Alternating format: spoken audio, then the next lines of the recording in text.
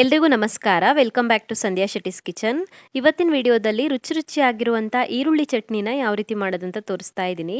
ಇಡ್ಲಿ ದೋಸೆಗಿರ್ಬೋದು, ಚಪಾತಿಗಿರ್ಬೋದು, ಅನ್ನಕ್ಕಿರ್ಬೋದು ತುಂಬಾ ಚೆನ್ನಾಗಿರುತ್ತೆ. Best combination ಅಂತ ಹೇಳ್ಬೋದು. ಹಾಗೆಯೇ ಇದನ್ನು ಕೇವಲ ಒಂದು 5-10 ನಿಮಿಷದಲ್ಲಿ ಕ್ವಿಕ್ಕಾಗಿ ರೆಡಿ ಮಾಡ್ಕೊಳ್ಬೋದು. ಬನ್ನಿ ಹಾಗಿದ್ರೆ ಯಾವ ರೀತಿ ಮಾಡೋದಂತ ನೋಡೋಣ. ಫಸ್ಟಿಗೆ ಒಂದು ಬಾಣಲಿನ ಕಾಯಿಸಿ ಅದಕ್ಕೆ 2 ಚಮಚ ಆಗುವಷ್ಟು ಎಣ್ಣೆ ಹಾಕ್ಕೊಳ್ಬೇಕು. 2 ಟೇಬಲ್ ಸ್ಪೂನ್ ಆಗುವಷ್ಟು ಎಣ್ಣೆ ಕಾದ ನಂತರ ಅದಕ್ಕೊಂದು 4ರಿಂದ 5 ಬ್ಯಾಡಗಿ ಮೆಣಸಿನಕಾಯಿನ ಸೇರಿಸ್ಬಿಟ್ಟು ಮೀಡಿಯಂ ಫ್ಲೇಮಲ್ಲಿ ಫ್ರೈ ಮಾಡ್ಕೊಳ್ಬೇಕು. 1 ನಿಮಿಷ ಚೆನ್ನಾಗಿ ಫ್ರೈ ಮಾಡ್ಕೊಳ್ಳಿ ಮೆಣಸಿನಕಾಯಿನ. 1 ನಿಮಿಷ ಆದ ನಂತರ ಇದಕ್ಕೊಂದು 3ರಿಂದ 4 ಎಸ್ಲಾಗುವಷ್ಟು ಬೆಳ್ಳುಳ್ಳಿ ಹಾಕ್ಕೊಳ್ಬೇಕು. ಹಾಗೆಯೇ 3 ಚೆನ್ನಾಗಿ ಕಟ್ ಮಾಡ್ಕೊಂಡಿರುವಂಥ ಈರುಳ್ಳಿ ಹಾಕ್ಕೊಳ್ಬೇಕು. ಮೀಡಿಯಂ ಸೈಜ್ನ ಈರುಳ್ಳಿ ತೊಗೊಂಡಿದ್ದೀನಿ.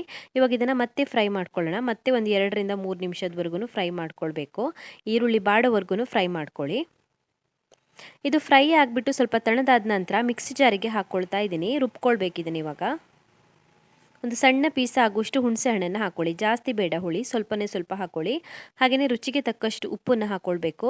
ಮತ್ತೊಂದು 1/4 ಚಮಚ ಆಗುವಷ್ಟು ಅರಿಶಿನ ಪುಡಿ ಸೇರಿಸ್ಕೊಳ್ಬೇಕು. ಇದಕ್ಕೊಂದು ಸ್ವಲ್ಪ ನೀರನ್ನು ಸೇರಿಸಿ ನೈಸಾಗಿ ರುಬ್ಕೊಳ್ಳಿ. ಜಾಸ್ತಿ ತೆಳು ಮಾಡ್ಕೊಳ್ಬೇಡಿ, ಇಷ್ಟು ದಪ್ಪ ಇರಲಿ. ಸೊ ನಾನು ಚಟ್ನಿನ ರುಬ್ಬಿಟ್ಟು ತೊಗೊಂಡು ಬಂದಿದ್ದೀನಿ. ಇವಾಗ ಒಗ್ಗರಣೆನ ರೆಡಿ ಮಾಡ್ಕೊಳ್ಳೋಣ.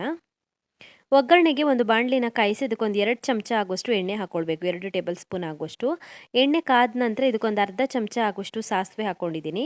1/4 ಚಮಚ ಆಗುವಷ್ಟು ಉದ್ದಿನಬೇಳೆ ಮತ್ತು 1/4 ಚಮಚ ಆಗುವಷ್ಟು ಕಡಲೆಬೇಳೆನ ಹಾಕ್ಕೊಳ್ಬೇಕು. ಒಂದು 2 ಚಿಟಿಕೆ ಆಗುವಷ್ಟು ಇಂಗನ್ನು ಹಾಕ್ಕೊಳ್ಬೇಕು. ಒಂದು ಸ್ವಲ್ಪ ಕರಿಬೇವಿನ ಎಲೆಗಳನ್ನು ಹಾಕ್ಕೊಳ್ಬೇಕು. ಹಾಗೆಯೇ ಒಂದು 7ರಿಂದ 8 ಎಸ್ಲು ಆಗುವಷ್ಟು ಬೆಳ್ಳುಳ್ಳಿ ಹಾಕ್ಕೊಳ್ಬೇಕು. ಬೆಳ್ಳುಳ್ಳಿದು ಸಿಪ್ಪೆ ತೆಗೆದುಬಿಟ್ಟು ಹಾಕ್ಕೊಳ್ಳಿ. ಸ್ವಲ್ಪ ಹೊತ್ತು ಚೆನ್ನಾಗಿ ಫ್ರೈ ಮಾಡ್ಕೊಳ್ಬೇಕು. ಸ್ವಲ್ಪ ಹೊತ್ತು ಫ್ರೈ ಮಾಡ್ಕೊಂಡ ನಂತರ ಇದಕ್ಕೆ ನಾವು ಆಲ್ರೆಡಿ ರೆಡಿ ಮಾಡಿಟ್ಕೊಂಡಿರುವಂಥ ಚಟ್ನಿನ ಸೇರಿಸಿ ಮಿಕ್ಸ್ ಮಾಡ್ಕೊಳ್ಬೇಕು.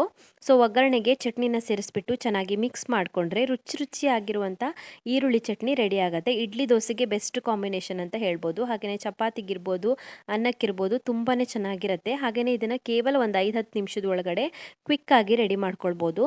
ಸೊ ರುಚಿಯಾಗಿರುವಂಥ ಈರುಳ್ಳಿ ಚಟ್ನಿನ ಯಾವ ರೀತಿ ಮಾಡೋದಂತ ನೋಡಿದ್ರಲ್ಲ, ನೀವು ಕೂಡ ಟ್ರೈ ಮಾಡಿ ನೋಡಿ ಇದನ್ನು. ನಿಮಗೆ ಈ ರೆಸಿಪಿ ಇಷ್ಟ ಆಗಿದ್ದರೆ ವಿಡಿಯೋಗೊಂದು ಲೈಕ್ ಕೊಡಿ. ಹಾಗೆ ಕಮೆಂಟಲ್ಲಿ ತಿಳಿಸಿ ಹೇಗಿದೆ ಅಂತ. ಇನ್ನೂ ಹೆಚ್ಚಿನ ವಿಡಿಯೋಗಳಿಗೆ ನನ್ನ ಯೂಟ್ಯೂಬ್ ಚಾನಲನ್ನು ಸಬ್ಸ್ಕ್ರೈಬ್ ಮಾಡ್ಕೊಳ್ಳಿ. ಹಾಗೆಯೇ ನನ್ನನ್ನು ಫಾಲೋ ಮಾಡೋದನ್ನು ಮರಿಬೇಡಿ.